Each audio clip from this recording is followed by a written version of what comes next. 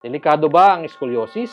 Ano ang mga pwedeng mangyari kapag may scoliosis? Ang scoliosis ay hindi life-threatening, pero dahil sa pagkakaroon ng deformity ay pwedeng magdulot ng mga delikadong complications. Back pain, dahil sa hindi align na spine, kakaroon ng mas maraming pressure sa back, nagiging dahilan ng irritation at inflammation sa bones at muscles. Difficulty in breathing. Sa pag-ikot ng spine, sumasabay din ang mga ribs at ito ay naglilimit sa lungs para maka-expand. Kaya nagkakaroon ng difficulty in breathing. Arthritis. Sa scoliosis ay nagkakaroon ng hindi pantay ng distribution ng load sa mga vertebral joint. Dahil dito, mas madaling mag-wear off ang mga cartilage na nagsisilbing shock absorber sa mga joints. Leg pain. Kapag naipit ang nerve root, nagdudulot ito ng radiating pain sa leg. Minsan dahil sa sobrang curvature, naipit din ang blood vessel. Sa mga severe cases, ay minsan nauuwi sa vascular necrosis ng hip joint na nangangailangan ng surgery. Limitation of movement. Dahil sa pain at muscle guarding, nagiging limited ang movement ng patient. Ito ay maraming delikadong komplikasyon na maidudulot katulad ng mas paglala ng bad posture, weakness, at osteoporosis.